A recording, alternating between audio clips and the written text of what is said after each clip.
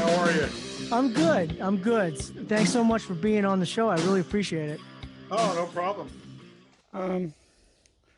So, so the most important thing you gotta remember is, okay, some people were, they were doing some stuff, and then other people were like, hey, don't do that stuff, and then other people were like, hey, yeah, they should do, that stuff. It's good that they're doing that stuff, and then the other people were like, I don't think they should be doing that stuff, and then and then and then thing and then the thing and then thing the one the do so things are like so uh what I'm trying to say is that in conclusion,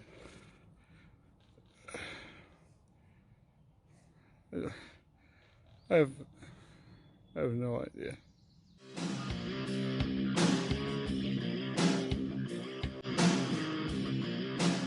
And that's a character, right, for you? Yes, yes. He's a character. His name is Leonard McCrunsky. He's patterned after or influenced by my drunk grandfather. Really? Trying to, I was younger. He died when I was 12. But before that, when I was younger, he used to pull me and my cousin we'd have to sit at the kitchen table with him, and he would tell us stories about his life and try to give us life advice, Sure. but he was drunk most of the time. And so it kind of came out this kind of the weird, discombobulated nonsense. And then he would say something brilliant and call us knuckleheads and kick us out of the house. Right. And so when I started doing stand up, I'm always, I like doing characters and just, always looking for just fun stuff to do. And Right. so I would, every once in a while, I would just do my set as my drunk grandfather, Right. I kept thinking about what to do with him. And then one day I saw a friend of mine he's one of these life coaches. Sure. And he was doing this video on Instagram where he's leaning against the wall in his hallway. And he's like, hey, man, do you deserve, do you feel like you need permission to be successful? Well, I'm here to give you that permission. In fact, I'm here to give you permission that you don't need anyone's permission to be successful. And it just made me laugh. Right. Right. I thought, he's saying nice things, but it's a beautiful message, right? Yeah. Well, most people just, because he's just, he's got the perfect body, he's got tan, he's got a big house, he's got, expensive cars, he's, the average person just looks at that and goes, okay, whatever, Right. It's easy for you to say it because you're already there, kind of. Yeah, thing. You're already successful. Yeah. Right. Right. How are you going to help me? Right. And I mean, success it's so many different things for so many different people, just being happy in where you are and what you have is successful, in my opinion. Yeah. And that's, as I'm watching him, that's when I realized that's it. My drunk grandfather is the world's worst motivational speaker. Right. And, and the whole thing is just, he does everything wrong, hair is crazy, beard, everything they tell you not to be a successful motivational speaker. That's what this guy does. That was the whole impetus behind it. And just started making the most ridiculous videos they could, just having fun with it. Now, I mean, when you put that out there, had you been doing any other videos prior to that, or? Like I said, I've dabbled with him off and on over a few years. Right. But when COVID hit, that's when I just really started focusing on it, just because I had nothing else to do. Right. I've been a stand-up comic for over 20 years, and all my work was gone. So I'm sitting at home, like everybody else, nothing to do. So I was just like, I'm just going to start making videos. Well, I think COVID brought out a lot of creativity in folks. New businesses started up. I started working on a podcast with some friends of mine. We did for a little while, and then I started this one just a little while ago. as my focus started to change.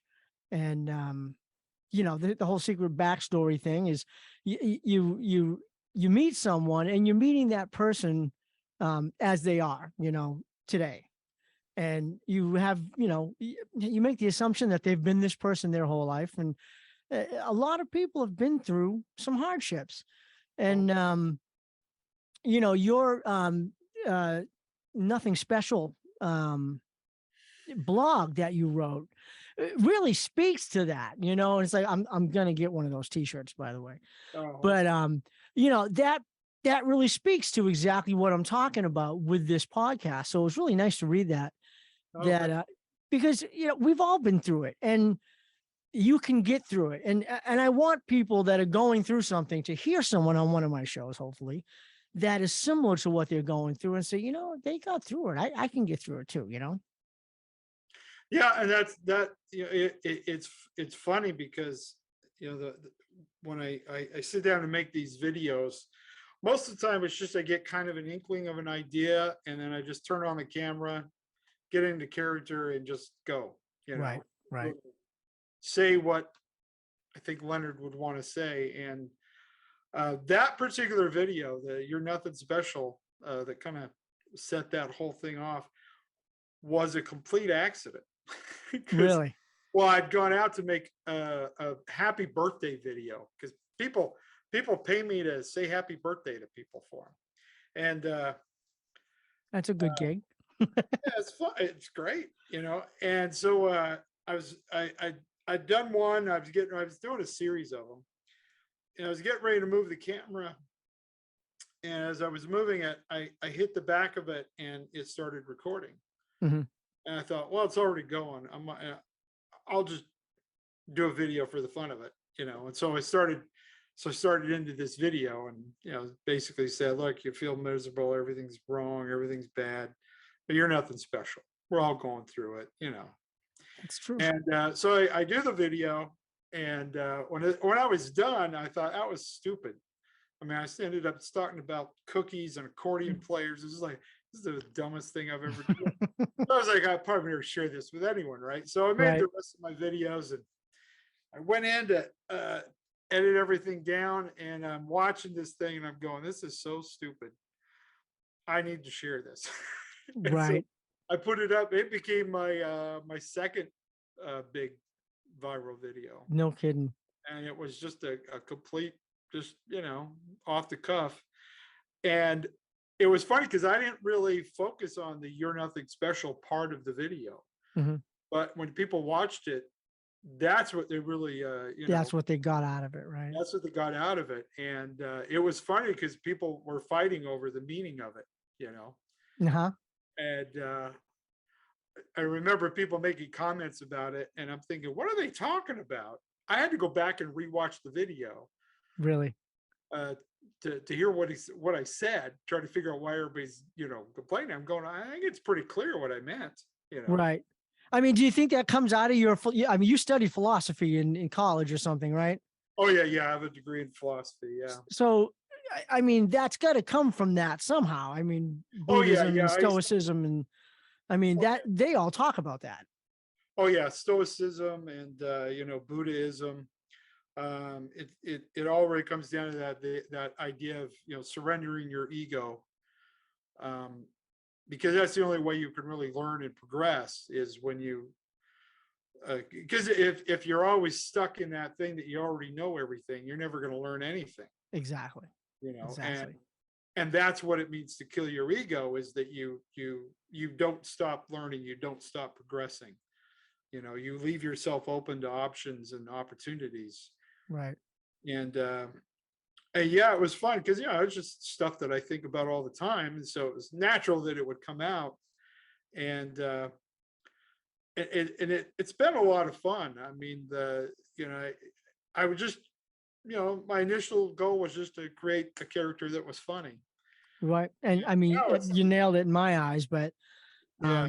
I mean, it's just a wonderful character. I saw the Dutch Elm video just today, and I just giggle my face off when I see it, because there's a punchline coming somewhere, and it's subtle and it's just so naturally delivered. The comedic value of that character is just priceless.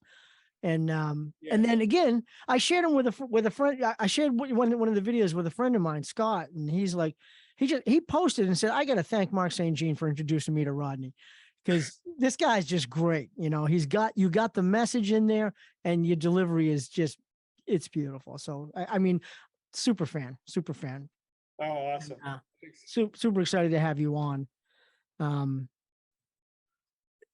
So I'm curious about your backstory, and you kind of did your backstory on a live broadcast not too long ago. I don't know if it was the other day or whatever it was, but you had a rough growing up, and the town you grew up in is gone now.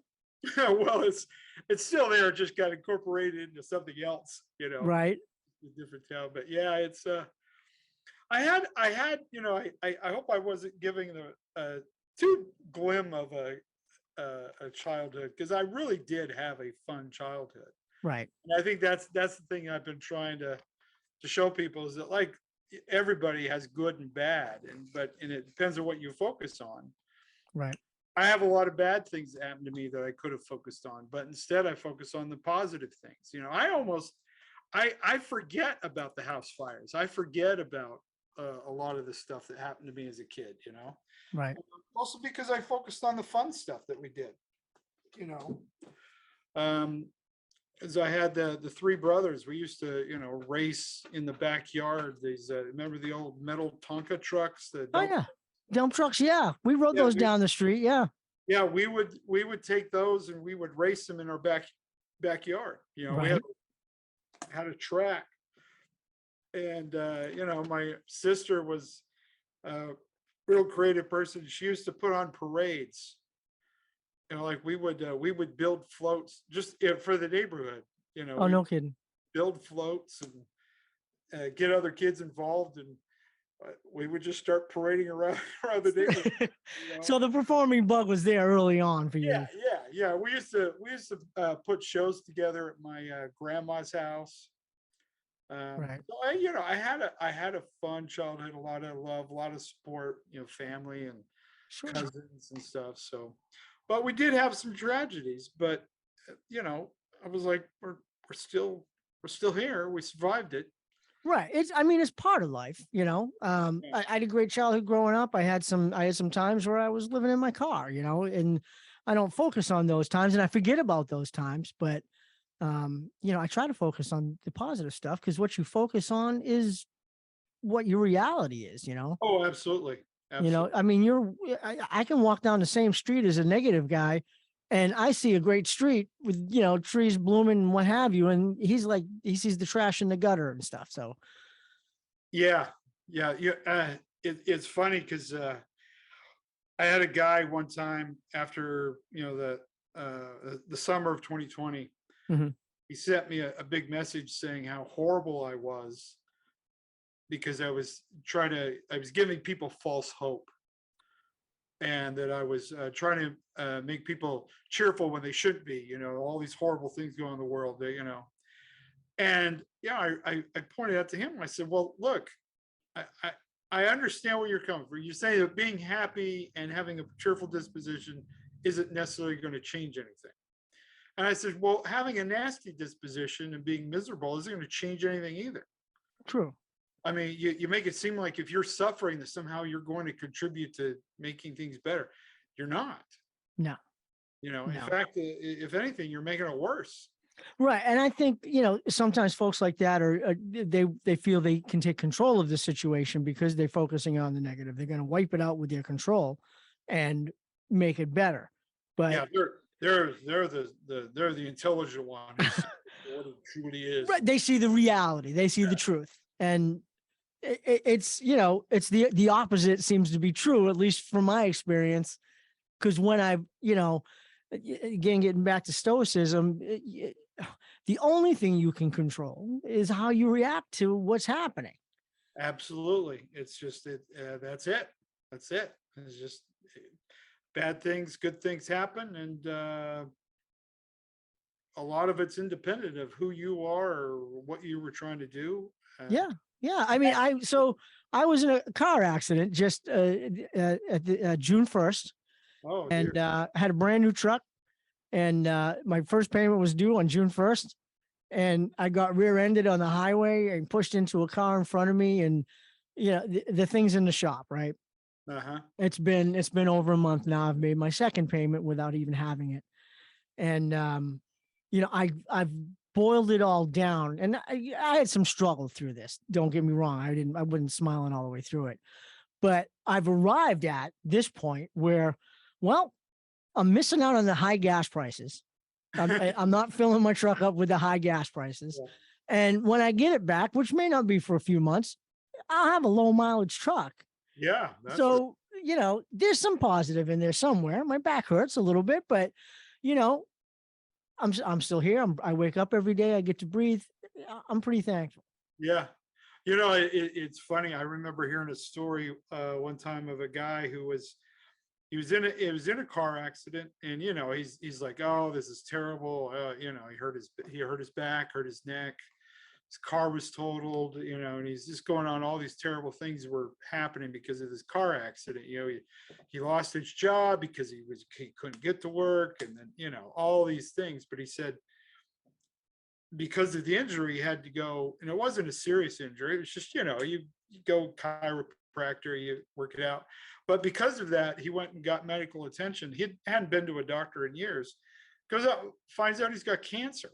And they caught it at just the right time because of the accident. If he had never been in the accident, it would have never been discovered. And by the time he did find out about it, it would have been too late. Too late, right? You Well, know, yeah. Things like that, something I remember my mother always telling me when I was younger, if we're driving along and she missed a turn, you missed the exit or whatever, instead of getting upset, oh, we're running late, we're going to be late, she would always say, well, that was probably helping us avoid an accident. Right. Well, I've had people say that to me. And it was funny because I remember that she's saying that, and it stuck with me my entire life, that when I miss an exit or make a wrong turn, I never get upset. If I'm late getting somewhere, I don't get bothered and upset about it. I think, well, there's probably a good reason for it. So why be upset about it? Right. This would be a blessing that you learn to accept some stuff. And I mean, things get easier. I was a road rage guy back in the day, and I would get furious at myself for missing a turn. It would ruin my whole day. What's the point? There's just no point in it. Yeah, absolutely not.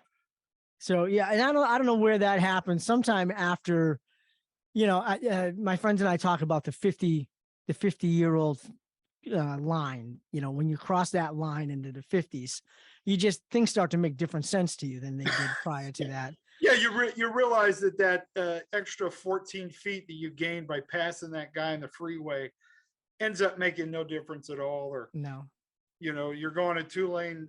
You're stuck behind a guy on a 1-lane country road, and it takes forever to finally pass him. And then you finally get past him, and you go speeding, and then all of a sudden you get into town and hit a red light.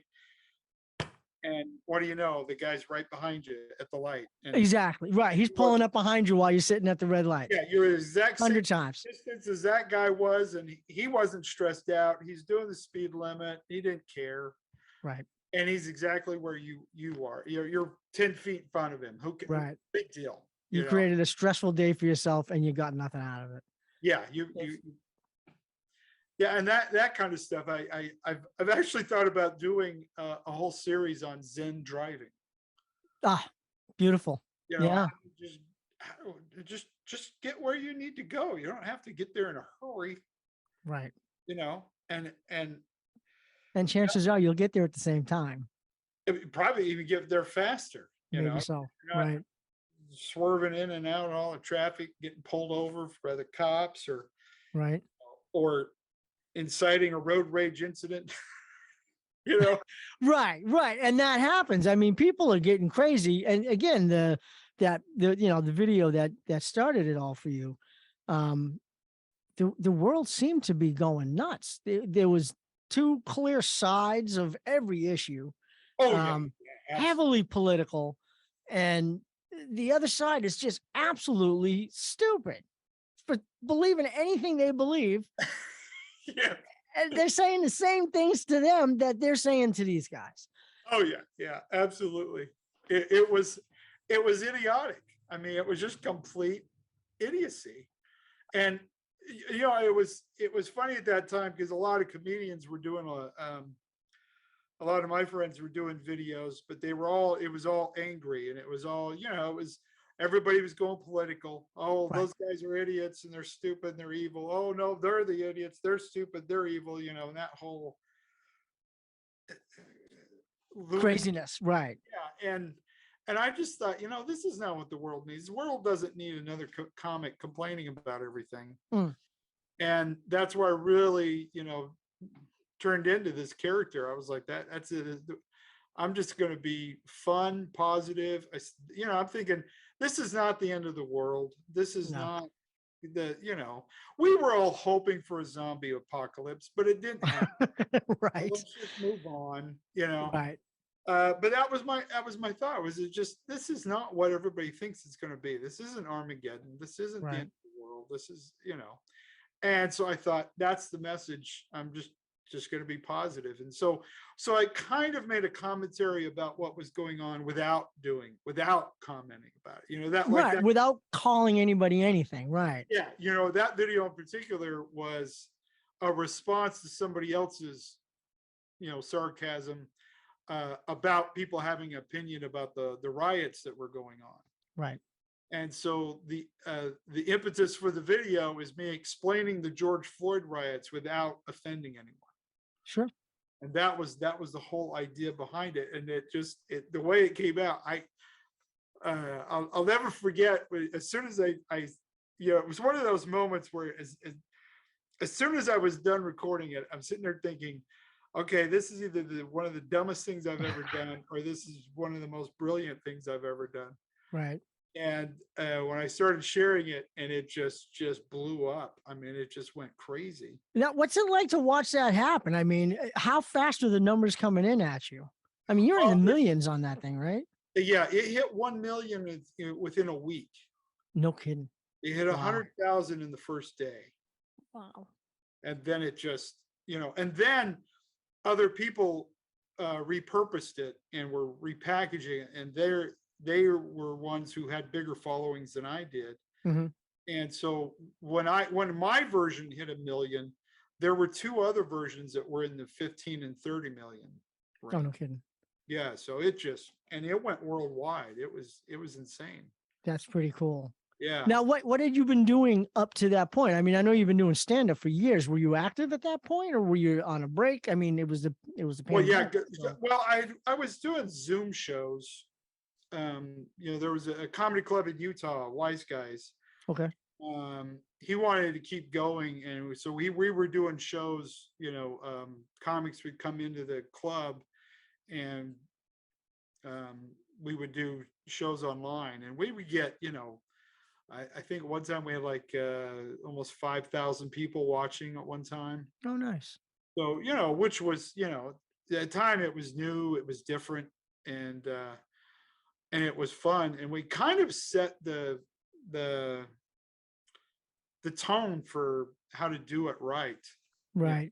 But we were doing those, but for the most part, I really, it was just a time to just sit back, relax and write and just be creative and have fun. And that was the fun thing about the character, was it just gave me so much room to just play and right have fun.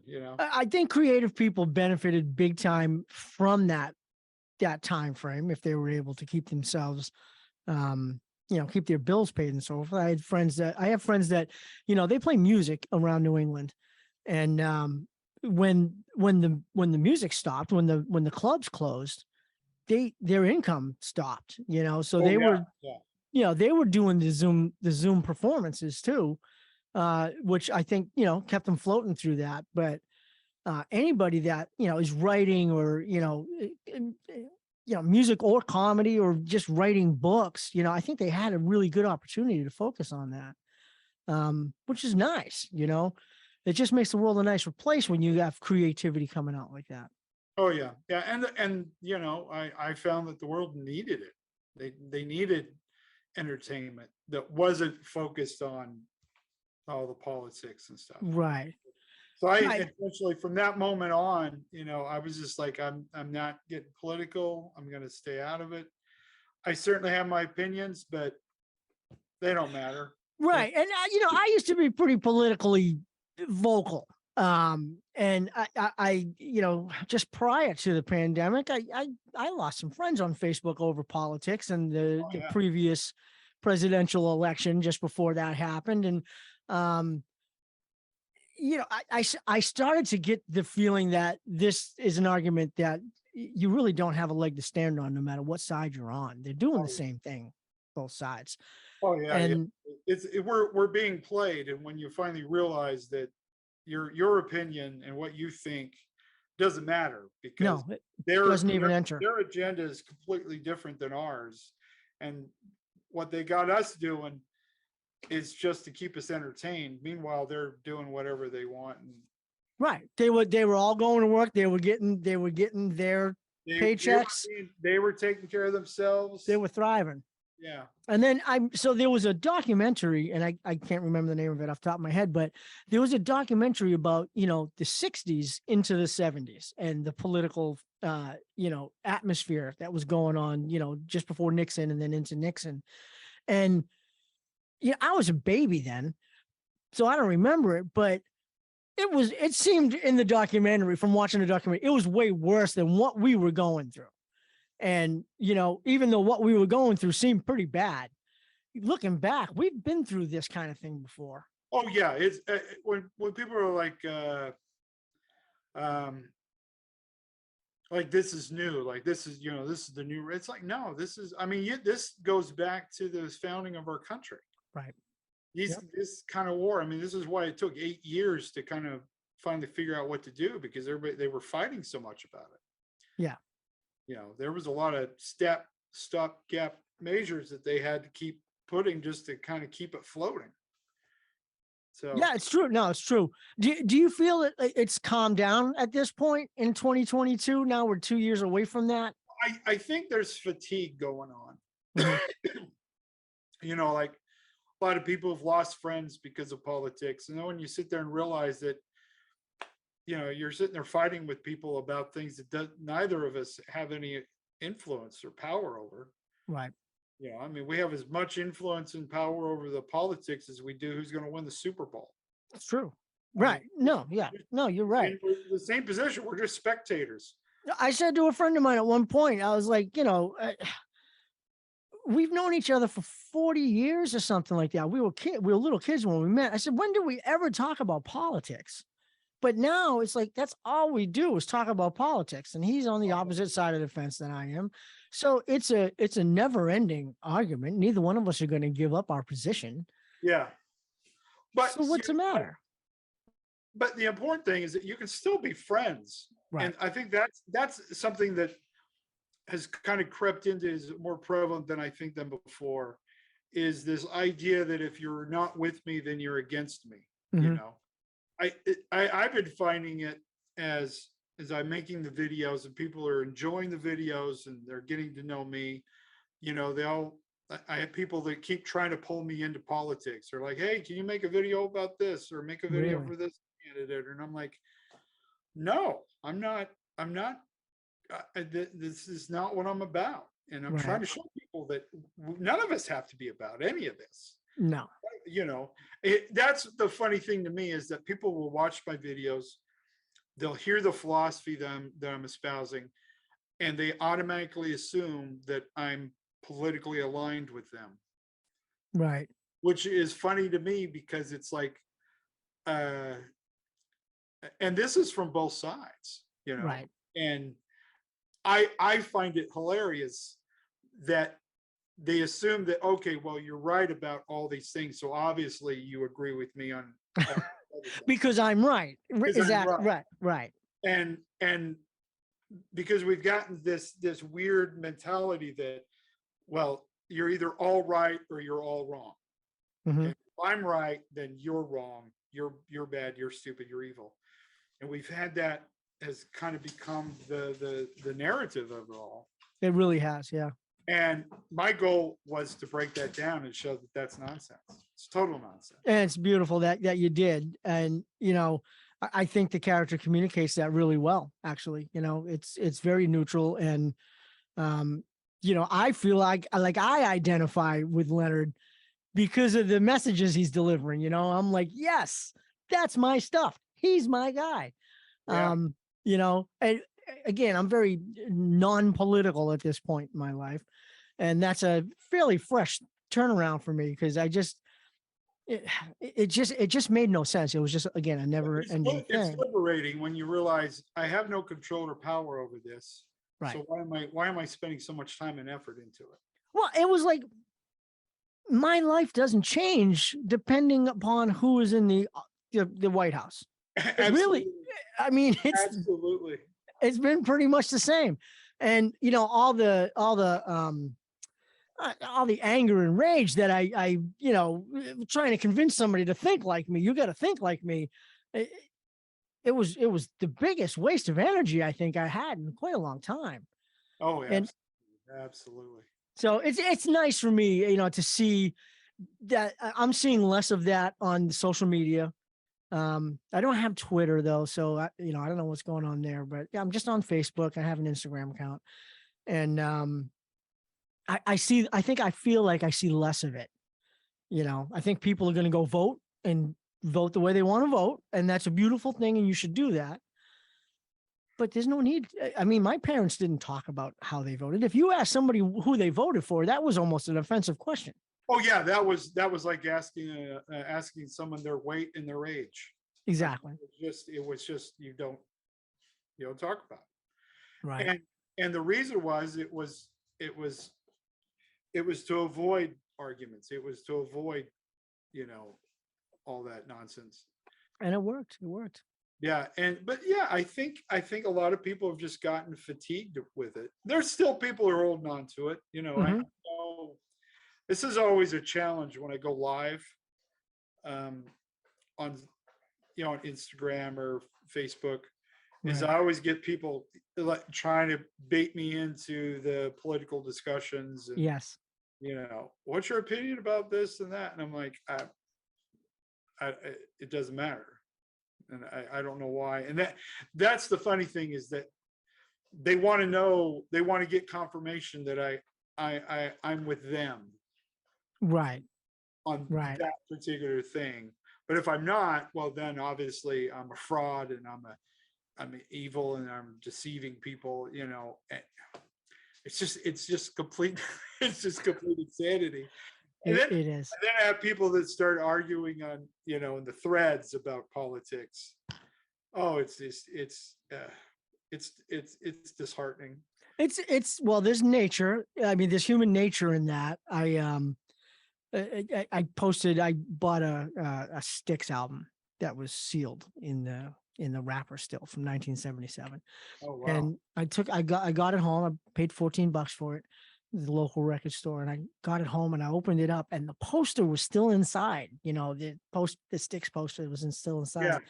And the album jacket has the lyrics on it and stuff. And so I made a post in this 1970s group, and instantly almost people came out with, you never should have opened that. You shouldn't have opened that thing. That you killed the value of that. That's a collectible item and all this stuff. And so I finally, I don't know, 4 or 5 guys into it, I asked the guy, well, what is it worth? I mean, if you could have seen the enjoyment I got out of this, I went running into the bedroom where my girlfriend was. I'm like, hey, the poster's in there. Look at this. This is amazing. And I got so much enjoyment out of that. I said, what is the dollar value that you think I gave up that would replace that? Because I sat in that chair like a 13-year-old kid, listening to the stereo sound out of the 2 speakers and, just drinking in that album and looking at the poster on my little footstool thing. And he's like, yo, that's it'll be $123 or something like that. And the poster would be $7. I'm like, if they offered me $500, I wouldn't have given up that night. Yeah. For anything. I mean, they'd have to throw $1 million at me and then I might think about it. But it was just a wonderful thing. And it's like, so that nature to see somebody enjoying a moment, there's something in some people that they have to correct you. You shouldn't feel good about that because because my opinion is X. Yes. Yeah, I have people who do those kind of comments. They're like, how can you possibly be laughing at a time like this? All these children are dying in the streets and we're losing our rights, blah, blah, blah. And I'm like, wow. It's logically, you are capable of doing both. You can be concerned about children. You can be concerned about your rights and still have fun. Laugh about a silly video about a guy talking to a tree. Right. You could, right. You're perfectly capable of doing all those things. It's true. Without diminishing anything at the same time. True. Yeah. And it doesn't have to be offensive to anybody. It only hurts your feelings if you let your feelings be hurt. I don't have the power to hurt your feelings. You have to. Right. You have to surrender that to me. Yeah. If I hurt your feelings, it's because you chose to let me do that. Right. And you were going to be offended by anything anyway. Right. That's the funniest thing to me, especially as a comedian, is people at the shows who get offended. They don't get offended for themselves. 90% of the time, they're offended for somebody else. Right.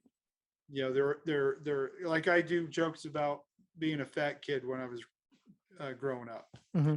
and I've had people get mad at me because I was making fun of fat people, and I was making fun of me.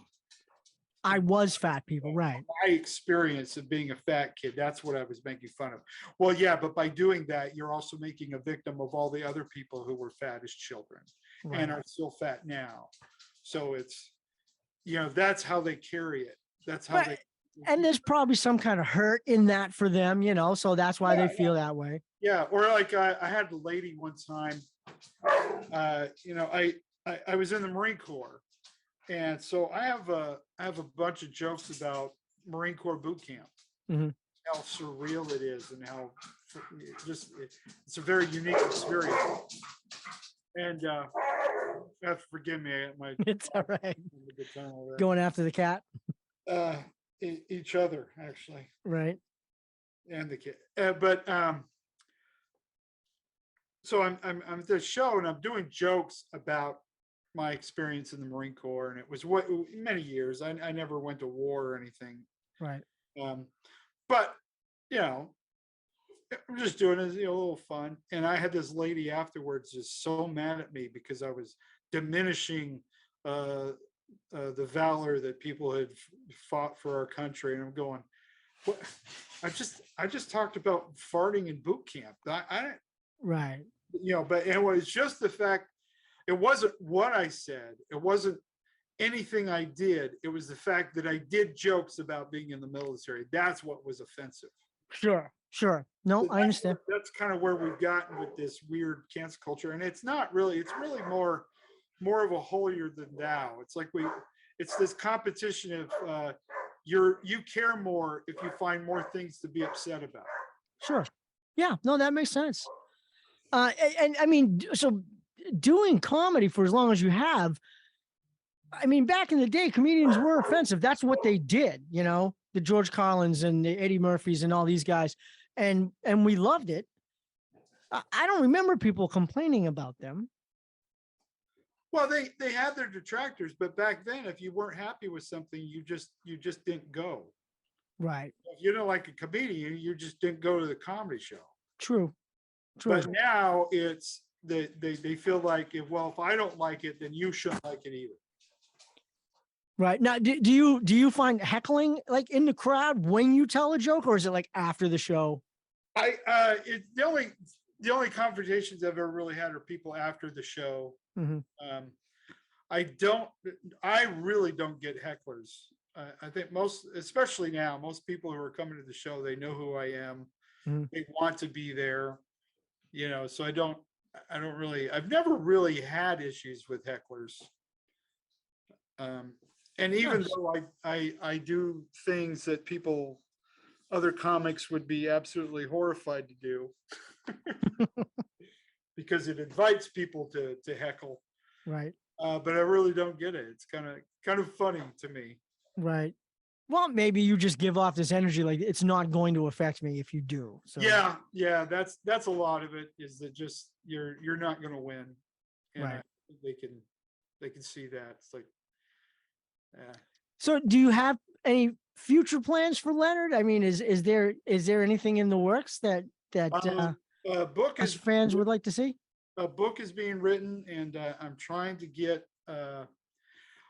Well, I'm debating as to whether or not to try to do an official TED Talk as Leonard, Oh, that would be or great. just kind of produce my own thing. Right. But a TED Talk type series, Sure. completely as Leonard. And so it's sort of a lot of the same things in the videos, but just longer, like More in depth, right? longer speech type of thing. That's a beautiful thing. I can see him up on the stage with the big TED behind him. It would be great. That would be great. Beautiful. I mean, so the book is being written. Is it being written by you, or do you have? Yeah, I'm writing it. It's going to be. Let's say it's going to be a lot of. It's basically The Meaning of Life by Leonard. Beautiful. And it just goes through the whole philosophy. A lot of Stoicism, a lot of Buddhism, and the idea is to just, whoever you are, whatever your religious or non-religious views are, regardless of your political affiliations, whatever it is, you'll read this book, and when you're done, you will feel good about yourself. You'll feel good about life, and you'll start to enjoy yourself more. That's the whole goal, is to just see that, this life is an amazing thing, and it's a beautiful gift, and you're throwing it away. Every day that you're filled with anger and hate and rage, you're missing out on so much. And that's the message of the book. So it's gonna be fun. I'm hoping to have it out by the end of October. Nice. I'll be looking for that one. Yeah, I'm going to self-publish. Okay. And that'd be on rodneynorman.com. Yeah. It'll be available there. Which is where all the thousands of people who are listening right now can go to absolutely get these videos that you do, and the t-shirts and the hats and all the other stuff. It was nice going back in the older videos and seeing, the Rodney stand-ups, that, because I didn't know that guy existed until I bumped into Leonard. So he opened up the world of Rodney to me, which has been a nice experience over the past couple of weeks, and I saw you had done a podcast with someone, and I went and subscribed to his podcast. He's got like 400 shows or something.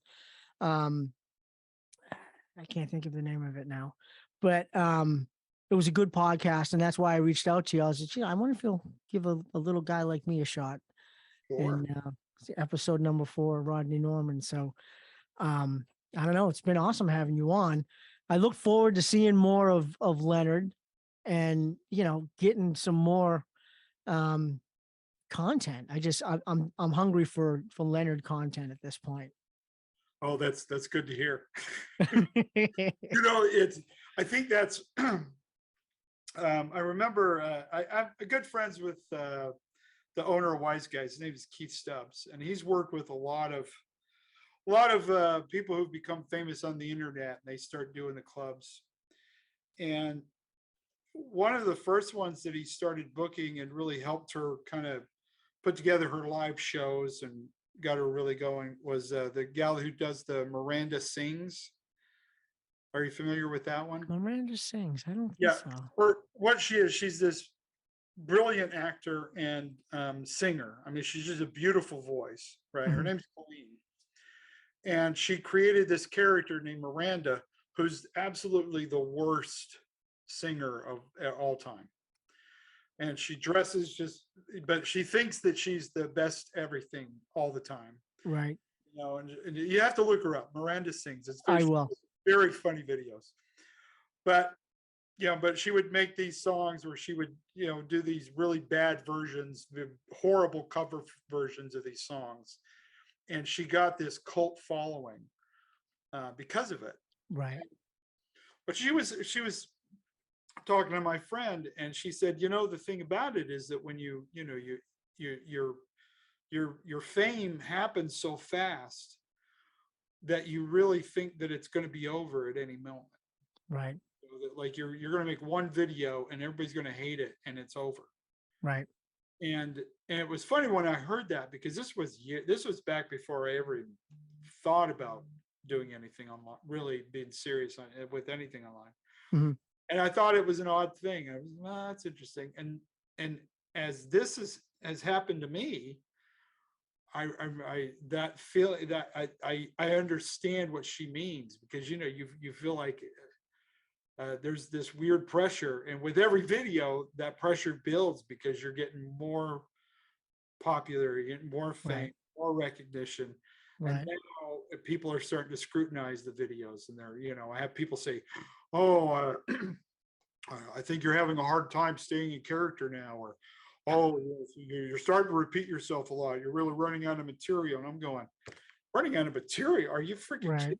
I got so much stuff to do, you know what I mean? Right. Right. I mean, what is these folks' motivation to reach out to somebody that's doing something like this and tell them, you're not really that good?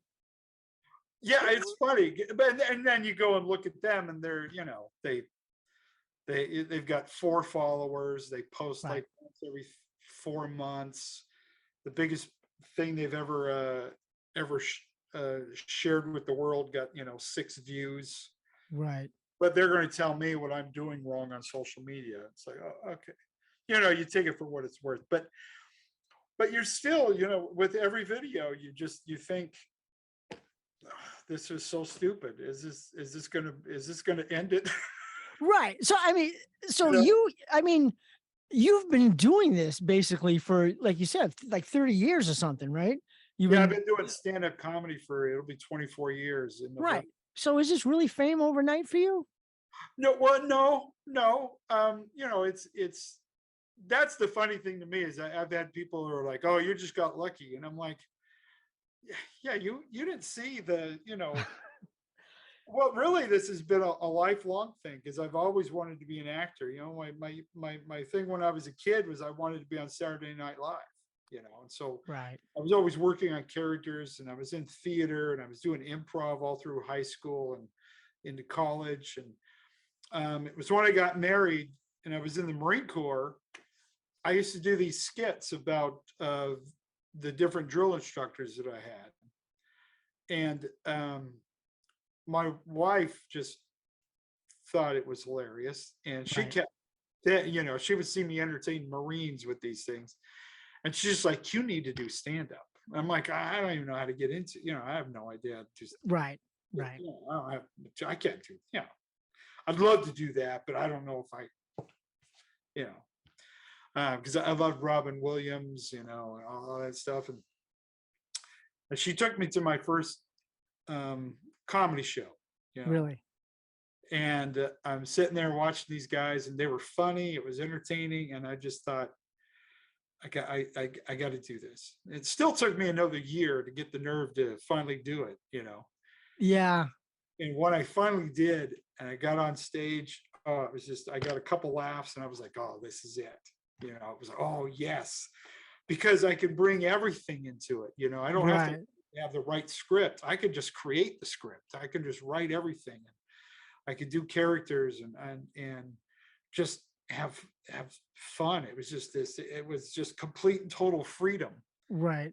And that laughter is like, it's better than money, right? It's the best. Absolutely. Yeah. There's just nothing like it, and so doing those, for years. And I got up in years, got up in the age, and I'm thinking, I got to the point where, I'm just another middle-aged white guy doing comedy. It's the 90% of the people doing comedy look just like me, Mhm.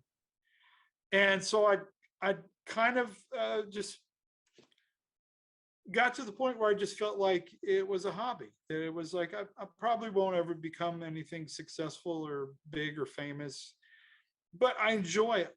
I just do it for the love Right. of it. Just doing it. I just love doing it. It was And the art form, right? yeah, and so I was making some money, but we had a business with me and the wife, and so I didn't really need to do comedy for money. I just Mhm. did it for the fun of it. And then when all this happened, it all just started, going crazy. It was kind of a, really it was a second wind, Right. for me, and it's opened up so much that now it's even more fun, and it just gets more enjoyable every day. Right. There's a whole new energy in it for you, I imagine. Yeah, well, when you make a video, you spend some time and you put it out there, and then it gets no views. It's kind of a letdown. But now I know that if I produce a video and I put it out there, that it's going to be seen by hundreds of thousands of people within a few days. Right. You've opened that gate now that the views are kind of almost there to start with, and then it's just going to be good, and you'll be, yeah. I mean, I play music, and I do the local gigs from time to time, and I'm happy with that. I'm complacent with it, and I put videos out on YouTube, and I get 100 views, and I'd be like, wow, 100 people saw this video. That's pretty good. And then I did this AC/DC video, and like 10,000 people saw it, and I was freaking out. It got up to 20,000, and then it kind of died off.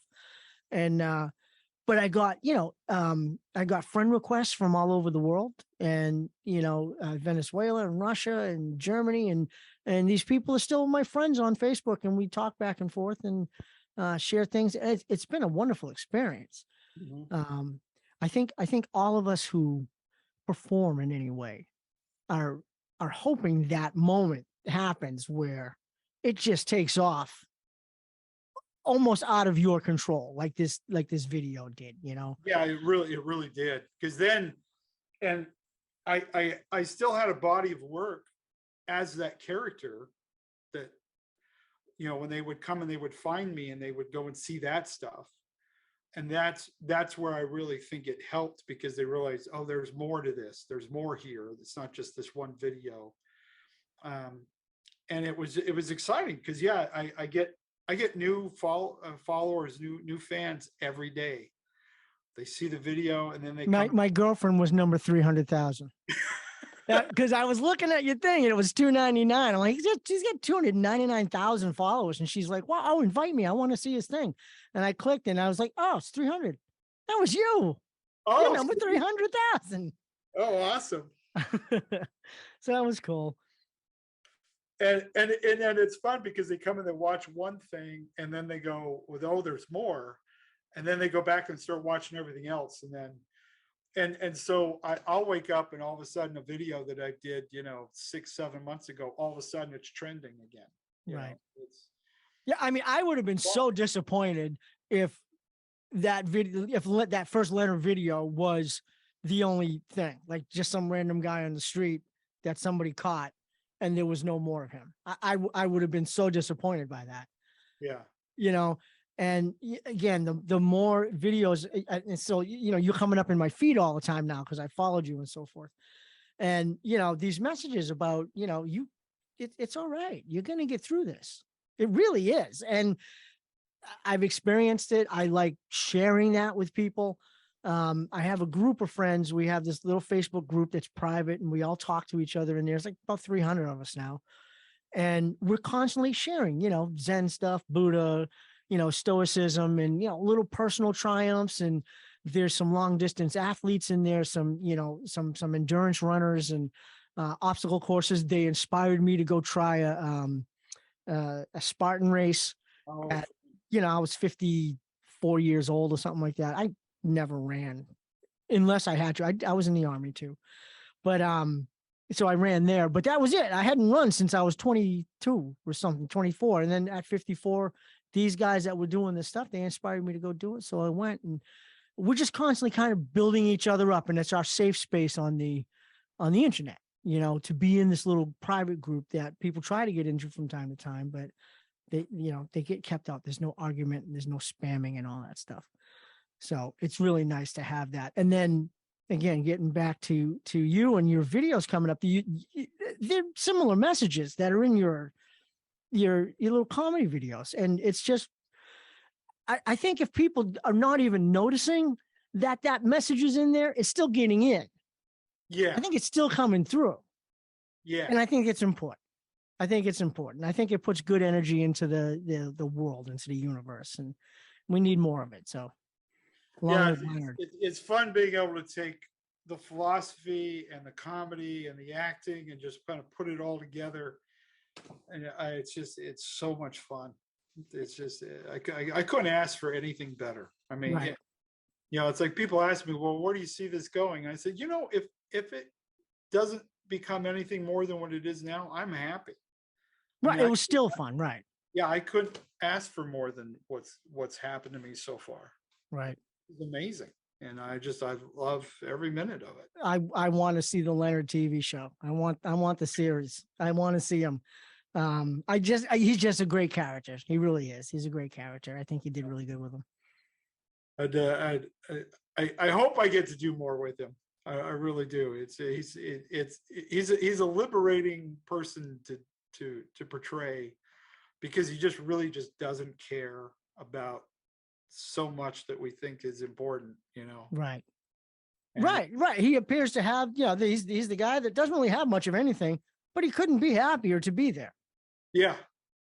And so many people in this world are after, things and stuff,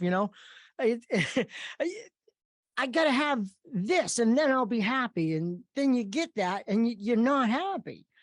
Yeah. Because the happiness isn't there. It's in here. You gotta just find the peace in where you're at, in the moment, in who you are. And that's what Leonard's teaching. Yeah, absolutely. It's a great thing. Yeah, I remember one time we were in Colorado, Lyman, Colorado. We were staying at a hotel there, and I was taking everything out to the car, right? And I get out there, I'm loading stuff in the car, and I look across the parking lot, and there's this other business that's closed. It's early in the morning, so they hadn't opened up yet. And behind them is this dumpster that's just full of garbage. Mm-hmm. And I remember sitting there thinking, I need to do a Leonard video, right? And so I go there, and I'm thinking about it, and it just, what you're saying, just how we get so focused on having stuff, on having the best stuff, and all this stuff, and that our lives become enveloped in this pursuit of just things. And so I thought, that's it. I'm gonna deliver that message, and without saying anything about it, I'm doing it in front of a dumpster full of garbage. Right. About how your possessions make you unhappy. Right. You pursue things, and then once you get them, you realize that there's nothing there to it. It's just things.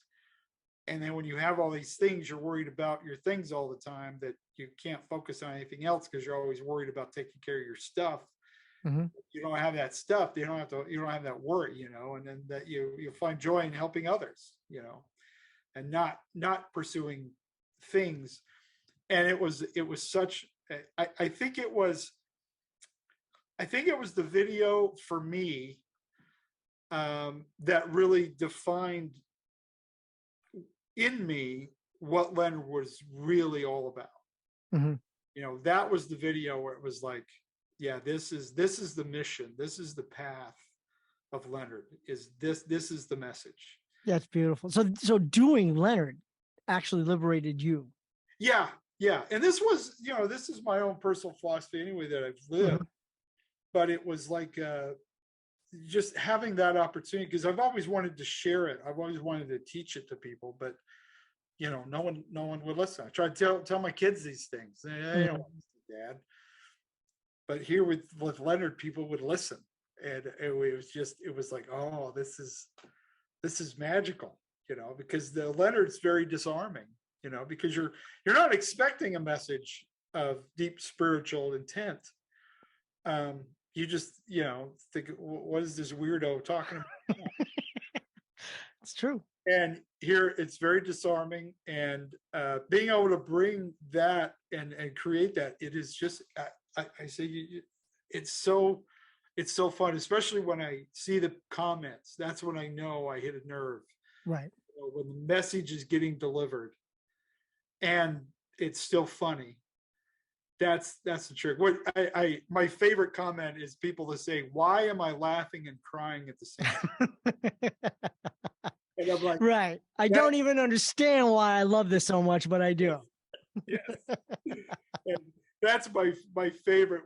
That is the quintessential Leonard video. If I could get you to cry and laugh at the same time, I was like, that's what it's about, right? That is so perfect, man. That is so perfect. And that, helping people, that's I can't think of any other purpose of being here than to help each other. Everything else we're leaving behind, the collectors of things and the investment and the returns and all that stuff, it disappears when you're gone. But if you help people and you deliver a message that's positive and you help somebody find something in themselves, that carries on. Yeah. And I've had people who've reached out to me wanting me to do things to grow faster, to get bigger audience, different things, like I don't know if you have seen Ginger Billy.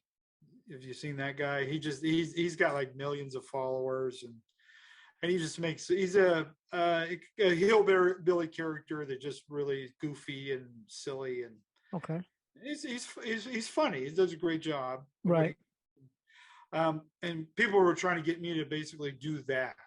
They're like, "Oh, you'll get more views this way," and I thought, I'm not really concerned. I don't mind that it's kind of a slow build.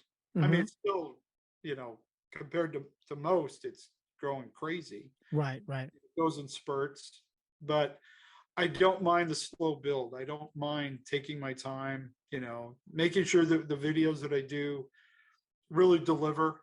Right. And not just throwing things out to throw things out. Right. And if someone asked Leonard to do these things, he probably would say, "Nah, I'm okay." Yeah, I'm okay. I don't need to do that. Yeah. Right. Yeah, because it's like, why stress myself out about something that, isn't going to matter? Well, we've all watched the behind the scene or behind the music videos of the bands that get instantly famous and then instantly they disappear. And so I understand that being a fear for, comedians too, or any performer, it's not being ready for the success. It's not, because it's a weird pressure when you're, like I get recognized almost everywhere I go. Right. Since the video, yeah, it's strange. I mean, I've been, at a Buc-ee's in Texas and a gas station in Pennsylvania, or just getting gas in Southern California, and people are sending drawings of you to you. Yes, they're sending drawings. The weirdest one is I've had 4 people who've gotten, that they've told me about, 4 people who've gotten tattoos of me, or at least quotes of me. And then the really funny one, this gal this last week had her birthday cake was me. Wow. And had well, there were 2 cakes. One was my face. It was just, the whole cake was my head. And then the cake with one of my quotes on it. That's great. Yeah, it's just absolutely just surreal. It really is. It's like, yeah. I mean, it's flattering, beyond flattering, and I'm sure it is. I mean, the joy in your face when you're telling me this stuff is just it's addictive. But I mean, if people are doing that with your likeness, I mean, that means you're ingrained in the culture. Leonard is out there, that's Yeah, and like I said, it's a slow build. It's like I have detractors. I have people who are like, the guy's talking too slow. He's kind of an idiot, Okay, well, I'll see people on their comments, in Facebook. They'll say, "Why does this idiot keep showing up in my Facebook feed?" And I'm sitting there thinking, because you keep watching them. watching you, idiot. You can block me. So I just go and block them. Right. I do them a favor and I just block them so they don't have to see my stuff anymore. Right. It's like I don't want to be a pest. I don't want to, if people feel like they're seeing me too much. Okay, fine. I'll just block it and you can go about your business. I'll go about right. Yeah, well, but some people thrive on that. They have to, again, correct the world around them to, this guy's getting way too much success. He's not that good. Oh yeah. And that's just nasty and silly. And those people are going to be there for a minute. And you're always getting people. Well, this guy's not funnier than Bill Burr. Right. Okay, so nobody's allowed to be a comedian as long as Bill Burr's alive. Is that what you're trying to say? Because that's what you're saying. Right. And comedians have their flavors. It's like ice cream. All ice cream is good.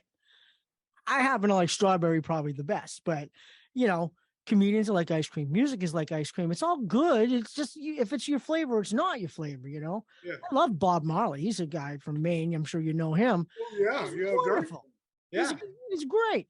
But that doesn't detract from somebody else, from Billy Burr or from Rodney Norman. You enjoy listening to Bob Marley doesn't mean you dislike Dave Chappelle. Right. You can enjoy both of them. It's true. You really can. Right. So it's true. It's true. Listen, Rodney, thank you so much for being on the show. I'll let you get back to your night. I appreciate you spending so much time with me. It's a pleasure. It's been awesome. Good luck to you on your podcast. Thank you. I appreciate that. Hopefully I'll have a lot more episodes to go, and I'll post all your socials and stuff on the episode so people can go click on it. And fantastic. This is like me meeting somebody famous. This is pretty cool. Well, it's a pleasure. All right. Thanks so much. Have a good night. All right. We'll see you, my friend. All right. If you want to tell yours, send an email to tellmystory@secretbackstory.com. That's the idea. What's your secret backstory?